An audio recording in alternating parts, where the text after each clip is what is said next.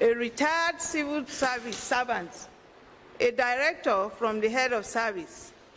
He has worked in the Federal Ministry of Commerce and Industry.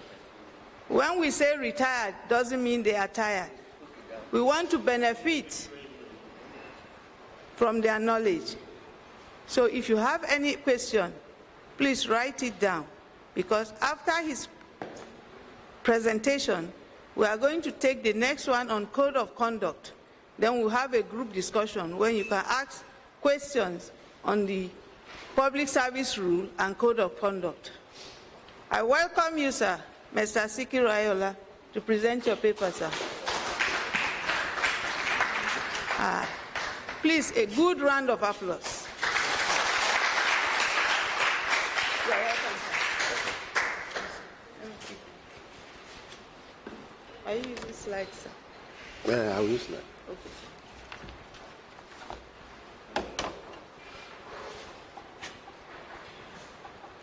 Are you the one, chap?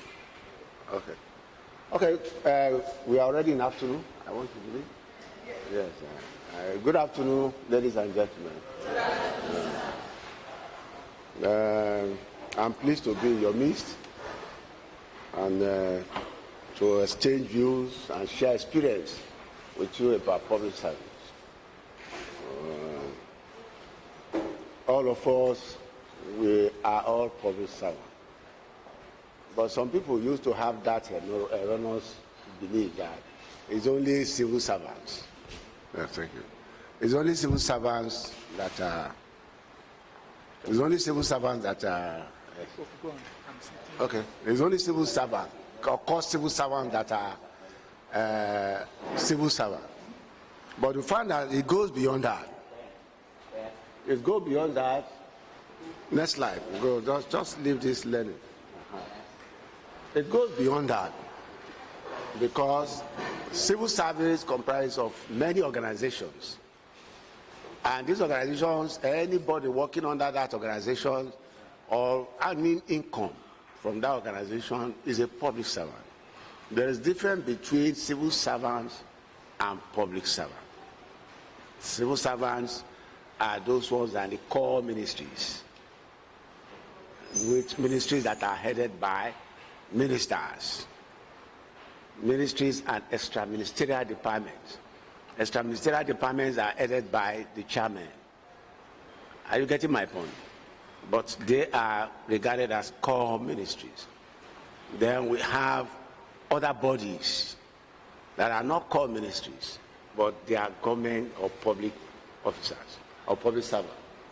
One of them is parastatals. Parastatals, you know what is parastatals? Like all those agencies, okay? NAFDAC, NMPC, even civil, what do you call it, Central Bank, many of them, parastatals, okay? Because they earn income from federal government posts. They are public servants. We have armed forces. Armed forces, that is, you talk about the Navy, the Air Force, the Army, and the paramilitaries. Paramilitaries. Yeah. I'm using the mic. I don't know. Okay, to the handling. Okay. Where is it? Oh, you should put this one. Okay.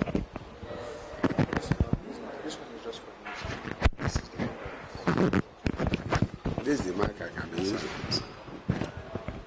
Okay. Because I can see that woman, each time she likes, she bad like this. Can we adjust this audio so that they can see the slides? Because when they like, they do that, they have been watching them. Can we really adjust the audio? This time, can we adjust it so that they... Okay, in a way that I will not cover the they look at you when I was lecturing. They were doing this side. Some of them will do like this. But I think because it's already attached to. But no, don't worry. Like my colleague Raleigh said, You don't need to write much because you are still going to be given handouts. But that does not mean you cannot jot important or salient points. Are you getting my point? So that shouldn't be a problem. Like I said, armed forces is under public service too. And I mentioned offices under, I said Army, Air Force, Navy, then paramilitaries. Paramilitaries include immigration, customs, prisons, and so on and so forth. The civil, yes, thank you.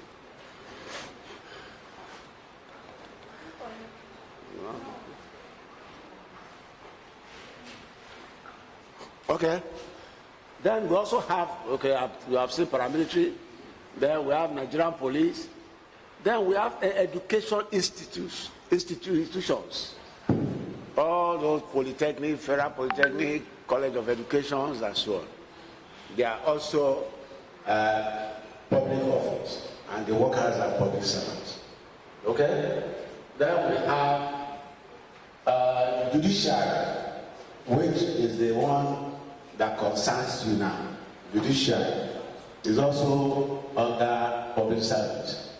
And we have legislative organs too. That is, people serving there, serving the legislators, they are also public servants. Okay? Next slide. Next slide. Now, let's look at because we are talking about public service rules. Public service rules, we are talking about the rules that guides the operation and the business of the government. It was these rules, we inherited it from our colonial masters. By 1974, it became known as civil service rule. Okay? By 2000, it became public service rules. What informed the government at that time was that we are talking about rules that affects every government workers. So why should they still remain as civil service rule?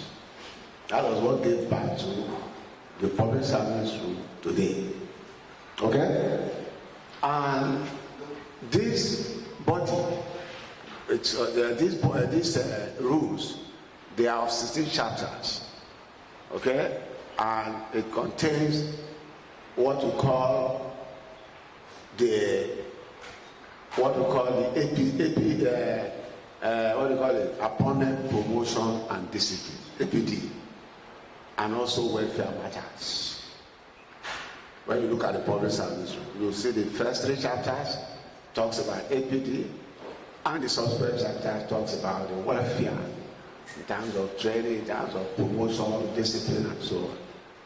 Those are the 2 categories of what makes public service. Now, in performing this work, there are bodies that are established by law.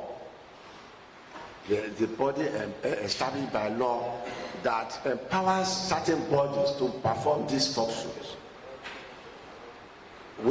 And that body is Section 53 of 1999 Constitution. That is the law that empowers it.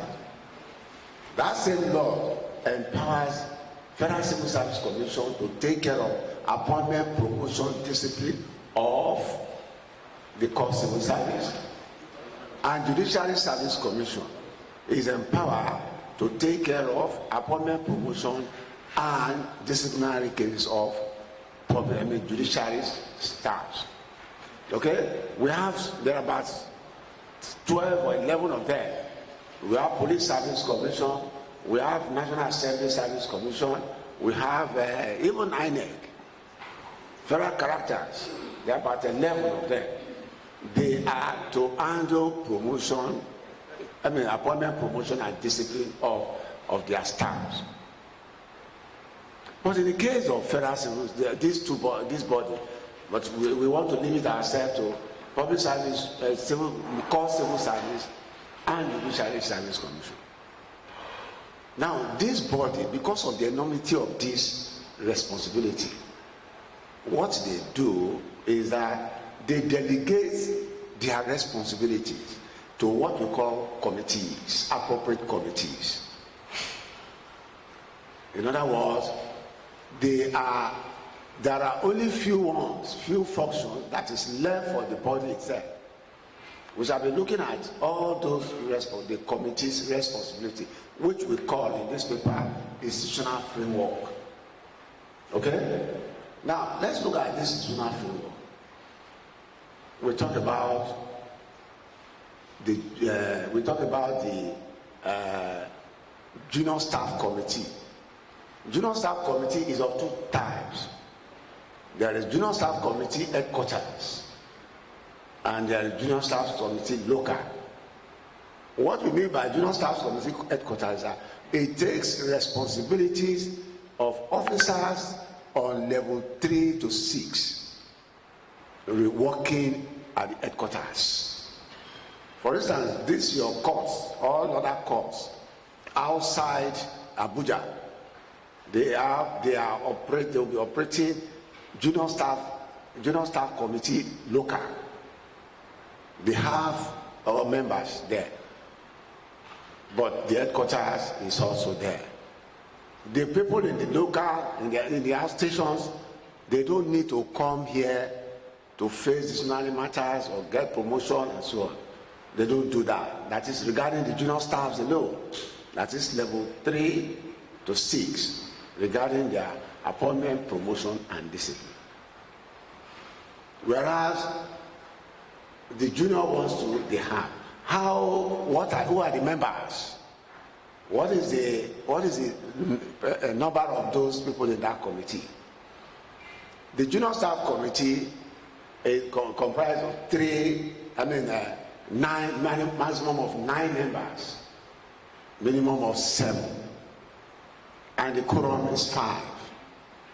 You know what I mean by quorum? That is, at any given time, when the members are sitting, there must be nothing less than 5 members of the committee, including the chairman. The chairman of the junior staff committee headquarters is headed by Director Human Resource Department. And don't forget, it is the same man that is going to preside over the junior staff committee local. At any point in time, they are going to have sitting for those 3 areas: appointment, promotion, and discipline. Okay? Like I said, they are to take decisions, they will preside over the cases and take decisions as appropriate. Because the commission has already delegated the responsibilities to this committee, whatever decisions taken by this committee may not is the final decision, provided the permanent secretary or the registrar of the court has endorsed their recommendations. I hope you are getting what I'm saying now. They don't need to, for instance, after taking their decision, they don't need to refer it to the headquarters. I mean, to refer it to anybody or to Judiciary Service Commission. Whatever it is not taken at that level and is endorsed by the judiciary, the registrar, and or PAMSEC in the case of core ministry, it is final.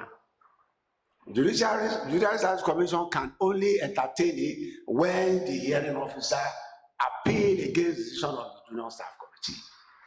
If there is no appeal against it, it is final. They only need to inform in form of periodic report to the Judiciary Service Commission, because those organs, they are product of Judiciary Service Commission. They are, whatever they are performing or functions or responsibilities they are taking is taken in respect or on behalf of the Judiciary Service Commission. Is that okay?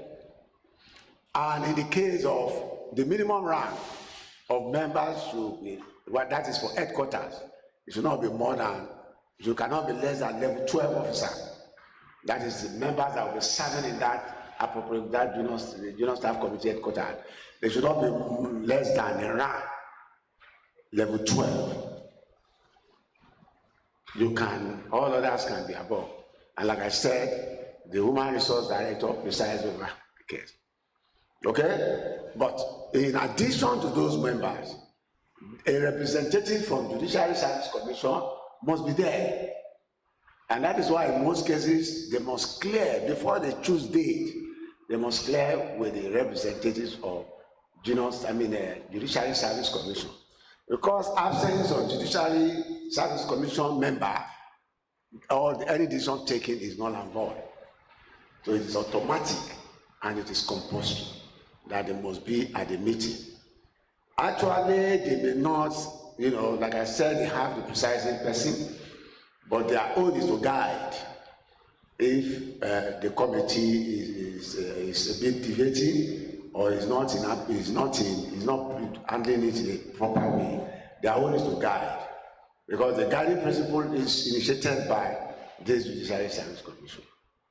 Okay? Now, in the case of the Junior Staff Committee headquarters, local, like I said, the Director of Human Resources also presides over there.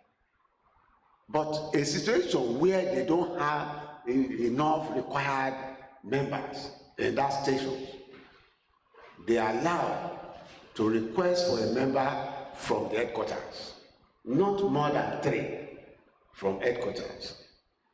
And the list of the members in the judiciary, in the Junior Staff Committee headquarters is level 8 and above. Level 8 and above. It's the same minimum of 7, maximum of 9, and quorum is 5.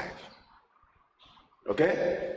They are to that committee, like I said, it entertains cases of appointment, promotion, and discipline of officers on level 3 to 9 working in our stations. Are you getting my point? Whether it's in your state, whether it's in Akwa Ibom state, anywhere, provided it's not at the headquarters. Okay? Let's go to the next. I've talked about this junior committee and I've told you the membership. You can see, okay? So another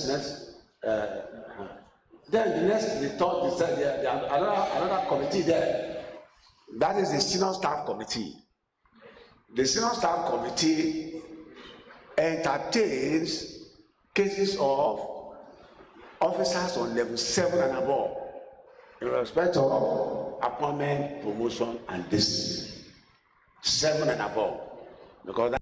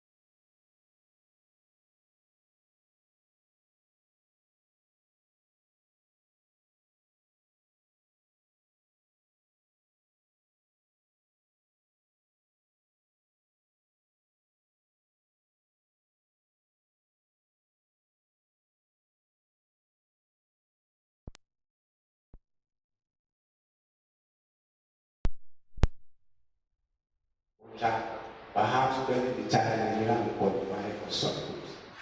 Those are the 5 categories that can be done control approval. Next slide. Eligibility is talking about how you call it to decide what are the conditions that makes you to go to service. You want in Nigeria, you must not be less than 18. Okay? And you must not be more than 50 years. Okay? You must be medically fit. You must possess precise qualification for that post. You must not be convicted except conviction of or sanitary, traffic or sanitary cases. But if it's a criminal, you will not. And you must not be financially bankrupt. All these you can get it in the next. Those are the categories of people. And if it's a senior officer, you must have either the star certificate of NYC or a complete service of NYC. Okay? So those are the people that can enjoy appointment to the service. Next slide. Next slide. Okay. Transfer is a comment. I will just give you the definition because of time. Okay? What is transfer? Transfer is a release of officers or permanent release of officers from one scheduled office to another. For instance, now somebody can come from the main public service and its custom service can be transferred to this place. Are you getting my point? Or from the state, or from the local government, or from parastatal to work in the judiciary service, any public service. Provided the person, the organization that was serving was ready to release it, and the one that is going and ready to accept with all evidence. Are you getting my point? That is how that is transferred. Then secondment is a temporary release of an officer from one organization to another within. And it means that that officer, has time. In other words, the first 2 years, they start there, the first 2 years, renewable by another 2 years. Thereafter, they return back. In most cases, they second officers to all those offices where there are vacancies in those offices. That is why we have 2 categories of secondees. We have the one that search for that vacancy by himself. Those anyone that search for it by himself and got it, it means that he has maximum of 4 years to swear. The one that was directed to go and stand there because his expertise is needed in that organization. That one has no time now. Is at the liberty of the employer assenting there. Okay? And when you are being seconded, you enjoy all the benefits accrued to that post. You may be on the 8th where you are, and you got the secondment appointment on the 10th. You'll be enjoying that benefit, financial benefit, financial income and everything on the 10th until you go back to the company. You are not entitled to promotion in that organization. Before you can enjoy promotion, you go back to your ministry or your establishment. And that is why you must always monitor that you move along with your colleagues in that parents, because you cannot enjoy. Even when you run into disciplinary matter, they must still see of your parents' ministry organization before you can be finally removed from service. Okay? So that's the difference between transfer and secondment. Next slide. Condition, because of time. I don't know, I'm just, what are the conditions? Conditions for either transfer and secondment. One, there must be vacancy. There must be vacancy. The officer must have been confirmed, because you cannot enjoy the secondment transfer without being confirmed or when there is no vacancy. It is the vacancy that create that opportunity for you. And your transfer of secondment must not know the chances of signing officers. What I mean by that, if you are coming from another organization to this judiciary now, there must be, you cannot just come and utilize the vacancies that are already meant for officers that are qualified already, that are mature. For instance, if it's an officer who are matured at 8, contesting for 10 vacancies. If the old age pass promotion and everything, it's only 2 posts that is left for the transferees. Are you getting my point? Because the people serving there already must enjoy the vacancy before the transferee can come again and enjoy it. Okay? Then you cannot be transferred on promotion. In other words, what that means is that you can only move from state or local government laterally. If you're level 9 in the state and you are coming to federal, you can move to the state level 9. If you do already mature for promotion in the state, you must first be engaged on level 9. Probably thereafter, the next promotion, you can be given the promotion and be given your appropriate age. They need to know about the transfer of seniority. Yeah. You transfer laterally, but you can transfer your seniority. Okay. You understand? Say if you are on level 6, you have already spent 1 year in the state on level 6, and you transfer here, Court of Appeal on level 6. That means you have 1 year to sit for your promotion. Then you can transfer your seniority from the state. When you come here, you don't have to spend another 2 years again. You can only spend additional 1 year to qualify for promotion exam. That is transfer of seniority. You don't have to wait for additional 2 years again. You can say what you have just explained is what I've explained to you. But what we are saying is that you must first stand on that level 6. Are you getting my point? But when eventually you get the next promotion, or you are getting the next promotion, you enjoy that your seniority. Are you getting my point? You will not be placed or be given the same day with somebody who has just attained that 6. Are you getting my point? Okay. Another one is that you cannot review your appointment, your transfer appointment. You cannot review it. In other words, what we're saying is that you cannot say after you have given them 9, you now say no, I'm supposed to be on level 12 because my colleagues that graduated together on level 12. It's not allowed. Whether you accept the transfer appointment or you do not. Yes, at the point in time, because in service, they were using what they call appropriation, or they use one language. They abuse it, and that was why civil service solution passed the circular. You cannot review any appointment given to you. Okay?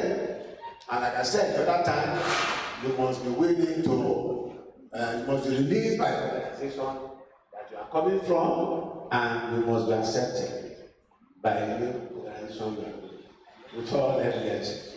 Next slide. These are requirements, which include qualification, confirmation of appointment, that is your paper. You must possess qualification. You must have career progression, that is your APAC, everything must be packaged for you, including your application for transfer. Next slide. Okay?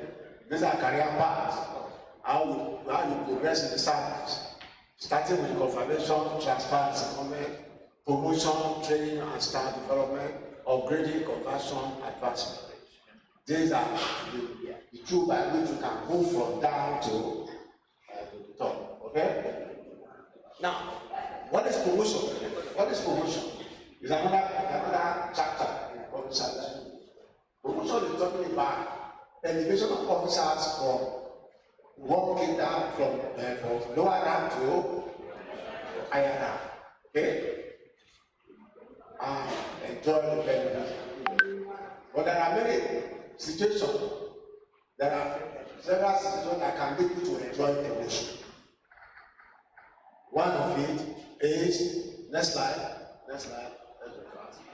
Okay, probably we'll come to that later. Okay? You can, what I'm trying to say, you can enjoy promotion by conversion, by upgrading, or by advancement. It's not necessarily only that, it's only you must be that. When we say advancement, by advancement you enjoy promotion, it means that what you need is just evidence that you are passed combined completion. Both in junior and senior level. Once you have it, the advance to the next grade. But you cannot be advanced beyond one level, but to the next grade. Okay? But when it comes to upgrading, you can be elevated to the next grade within the cadre, provided you have additional qualification. That is, while in study, you must have undergone whether part-time studies or just training within and outside. Recording in progress. In form of studying, whether studying without paying service training. But you must have the additional qualification before you can enjoy upgrading. You upgrade you to the next grade or to the next 2 grades. For instance, if somebody is on level 6 and is enter the service with ONG, and within the service, within the year or whatever, you obtain is HND. Some person can be upgraded to level 7 to level 8, which is required for that grade level you want to move to. Are you getting that? But if it is conversion, you can also enjoy promotion through conversion if provided you have additional qualification. In other words, you enjoy beyond one grade level 2. You can move from level 4 to level 8, level 4 to level 9. If you are an accountant, if you are an accounting clerk, and you become, you pass your ICANN, okay? You pass your ICANN. I think I can start from 9 at the senior level. You can be converted. Under conversion, you enjoy two promotion, 2 conditions. You enjoy moving from the inferior cadre to the senior to superior cadre. Because you are moving from clerical level to accountant level, irrespective of the grade level. Are you getting that? And if it is, and at the same time, if you are on level 8 or you are already on level 9, you can enjoy what we call lateral conversion.